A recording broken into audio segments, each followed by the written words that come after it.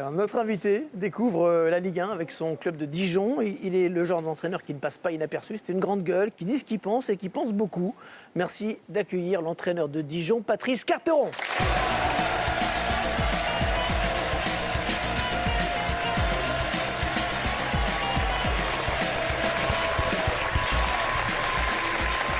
Bonsoir Patrice.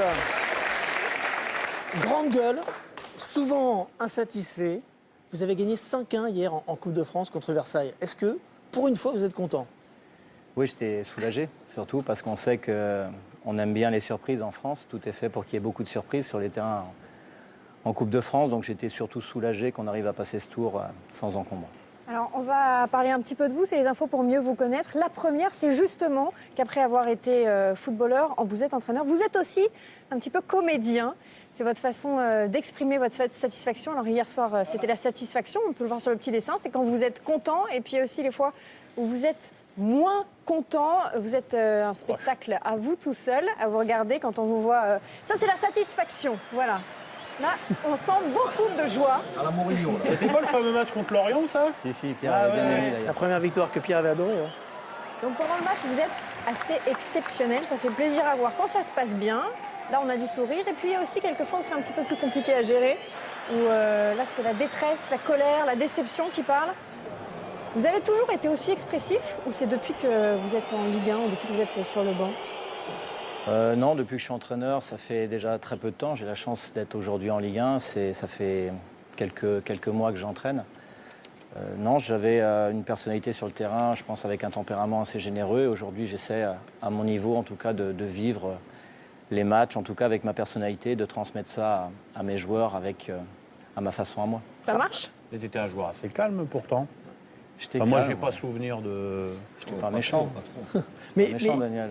mais Ça Pierre- va Pierre- bien de dire ça. Pierre, toi. par J'ai exemple, joué avec Patrice à Lyon, c'était un joueur bouillant quand même. Ouais. Enfin, Oui, non, mais généreux. c'était un défenseur. généreux. Non, Je ne dis pas qu'il était méchant, Non, mais mais c'était un du défenseur, mais il caractère. n'était pas mais très sur le mais il côté, ressemble sur le quand même côté, au joueur qu'il extraverti, Pierre, qui est, comme on le sait, tout en sobriété, vous trouvez qu'il en fait un petit peu trop? Ça vous a agacé parfois? Non, ça m'a juste agacé le premier match contre Lorient parce que cette victoire, il se trouve que j'avais vu le match.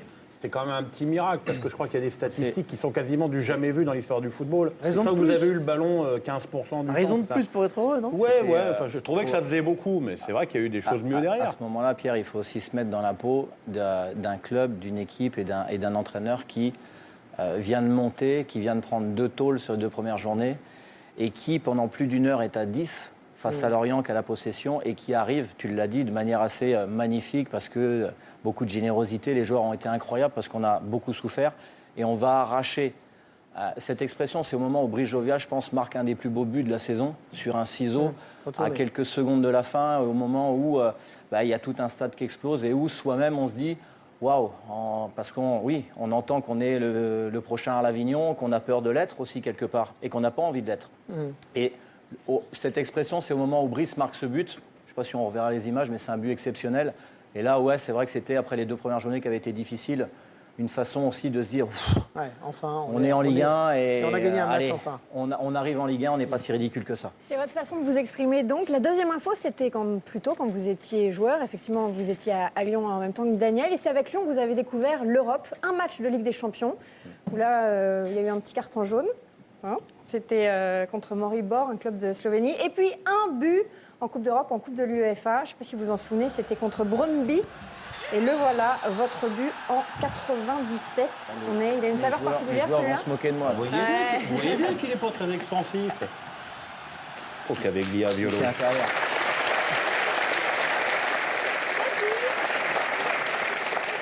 La troisième info, Patrice Carteron, c'est là que vous êtes très atypique. C'est qu'après avoir joué plusieurs saisons avec Lyon et avoir bien marché, vous êtes passé à Saint-Étienne directement après, le rival, le grand ennemi, entre guillemets. Au début, c'était un petit peu compliqué. Vous êtes parti d'abord à Sunderland pour revenir à Saint-Étienne, revenir encore mieux. Là, vous êtes capitaine de Saint-Étienne, un des chouchous où ça se passe très bien pendant 5 saisons. Les adieux ont été assez émouvants au stade Geoffroy Guichard. C'était en mai 2005. C'était beaucoup d'émotions à ce moment-là. C'était surtout, on passe tous par des moments divers dans notre carrière de joueur, mais ce passage de Lyon à Saint-Étienne, pour moi, m'a obligé à aller chercher au fond de moi des choses assez incroyables pour justement passer du statut de banni, détesté, à quelqu'un de... L'icône. d'icône quelque part, parce que les gens à Saint-Étienne savent ce que j'ai fait pour permettre au club de retrouver des valeurs et des couleurs surtout. Donc c'est pour ça que je suis très fier de ce que j'ai pu faire là-bas. Aujourd'hui, votre club de cœur, ce serait lequel? C'est Dijon. Tant mieux. Mercredi, direction Dijon sur les terres de notre invité Patrice Carteron. Là-bas, tout le monde va scruter sa performance au CFC. Et rassurez-vous, coach, les joueurs font bloc. Non, le coach il est pas timide, il va rester serein comme toujours. Il n'a pas peur des caméras, hein. Il n'a pas peur. Je pense qu'il sera un peu plus intimidé, mais bon, c'est nous qui allons se marrer quand on le verra lundi. Il peut y avoir quelques échauffourées avec Pierre Ménez, mais non, je déconne. Si vous voulez le mettre dans l'ambiance, mettez-lui un bon petit CD House Electro, il va kiffer.